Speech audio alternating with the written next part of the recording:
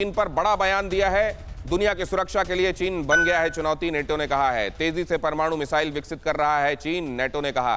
चीन अपनी अंतर्राष्ट्रीय प्रतिबद्धताओं को बरकरार रखे, ये नेटो चीफ को याद दिलाना पड़ा है।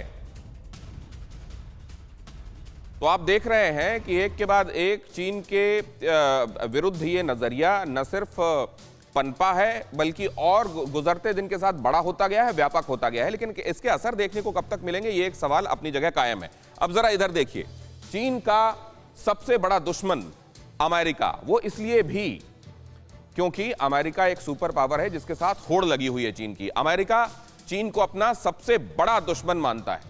अब इससे आगे क्या होगा? चीन का सबसे बड़ा दुश्मन अगर अमेरिका है तो आगे क्या होगा? आर्थिक मोर्चे पर चीन की कमर तोड़ने में अमेरिका लगातार जुटा हुआ है। और क्या कर रहा है? क्वाड देशों को एक मंच में लाने में यूएसए की अहम भूमिका है। और क्या हो रहा है? कोरोना वायरस चीन की ही देन है, यह अमेरिका लगभग स्थापित तथ्य और सत्य मानता है। जहां चीन का विवाद है वहां अमेरिका की दस्तक पहुंच गई है और साउथ चाइना सी में भी अमेरिका ने चीन को घेरा हुआ है। चीन के खिलाफ अमेरिका ने ताइवान की मदद की है और इस बात से चीन को आप जानते हैं अक्सर मिर्च लगती है जब भी कोई अमेरिका का बड़ा ऑफिशियल ताइवान पहुंचता है और चीन के खिलाफ उसकी लड़ाई को और मजबूती देता है। तो ये तो हम लगातार देख रहे हैं कि चीन के खिलाफ आवाज हर गुजरते दिन के साथ बड़ी हुई है, तेज हुई है। एक बार फिर से चलते हैं नेटो के संदर्भ में, जरूर मैं मनीष झा आपसे बात करना चाहता हूं, यह कितना सिग्निफिकेंस रखता है? देखिए, ये वाकई में बेहद महत्वपूर्ण कदम है क्योंकि अब तक जो अमेरिका के नेतृत्व में चीन से इनकी चुनौतियों से निपटने की तैयारी हो रही थी, जिसमें अमेरिका सीधे क्या क्या कुछ एक्शन ले सकता है उसको देख रहा था। उसके अलावा G7 कंट्री को एक साथ लामबंद करने की बात थी, क्वाड की बात थी। लेकिन नाटो की भूमिका बहुत महत्वपूर्ण इस मायने में है कि यूरोपीय देश किस रूप में रहेंगे, क्योंकि यूरोपीय देशों का मानना है कि वो चीन के साथ अपना एक अलग संबंध बनाकर रखते थे। इटली जैसे देश तो अभी भी चीन के साथ संबंध को तोड़ने के लिए तैयार नहीं है। ऐसी स्थिति में जब नाटो जैसे संगठन इस बात को कहते हैं कि चीन हमारे लिए सबसे बड़ा खतरा है, हमें चीन को लेकर एकजुट होने की जरूरत है, तो ये एक महत्वपूर्ण उपलब्धि है जो प्रेसिडेंट बाइडेन के यूरोप दौरे के दौरान हासिल हुई है। और यही आगे जब आगे बढ़कर जाता है, आप देखिए, मुझे आज भी याद है कि जब रूस के विदेश मंत्री यहाँ पर आए थे तब नई दिल्ली में उन्होंने कहा था कि क्वाड जो है वो एक एशियन नाटो है। तो नाटो को चीन इसी रूप में देखता है। लेकिन वहीं दूसरी तरफ प्रेसिडेंट बाइडेन जब यूरोप जा रहे थे तो व्हाइट हाउस ने जो अपना बयान दिया था उसमें उन्होंने कहा था कि हमारी प्राथमिकता होगी कोरोना, क्लाइमेट एक्शन और उसके बाद चीन और फिर रूस। तो चीन उनकी प्राथमिकताओं में सबसे ऊपर है और नाटो उसी कड़ी में एक अंग है। गुरमीत जी के पास और राजन जी के पास मैं फौरन आने वाला हूं। सर, मैं विलंब के लिए माफी चाहता हूं, लेकिन उससे पहले एक इंफॉर्मेशन अपने दर्शकों के साथ और बांट दूं।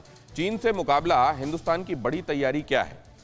हिंदुस्तान क्या तैयारी कर रहा है? क्योंकि ये लगातार हमको मालूम है कि बहुत बड़ा थ्रेट है चीन की तरफ से और चीन ऐसा मुल्क है जिसके कहे हुए पर आप कभी भरोसा नहीं कर सकते। चीन से मुकाबला, हिंदुस्तान की बड़ी तैयारी, इंफ्रास्ट्रक्चर और तकनीक के क्षेत्र में निर्भरता कम करने की कोशिश।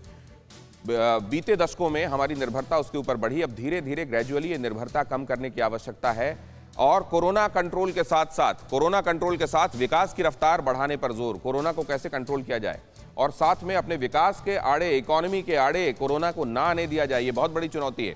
दूसरे देशों के साथ रिश्तों को और मजबूत करने के संदर्भ में भारत पहल कर रहा है। क्वाड जैसे अंतर्राष्ट्रीय मंच ज्यादा प्रभावशाली बनाने की दिशा में भी हिंदुस्तान काम कर रहा है। छोटे पड़ोसी मुल्कों को चीन निवेश का विकल्प ना दिखाई दे, छोटे पड़ोसी मुल्कों के लिए ये ना हो कि चीन निर्भरता बनता जाए, इसके लिए हिंदुस्तान कोशिश कर रहा है। मैं सुमित के पास जाना चाहता हूं इस बात को लेकर। ये तमाम कोशिशें हैं, ये चैलेंजेस हैं, हम कामयाब कितने हुए हैं सुमित?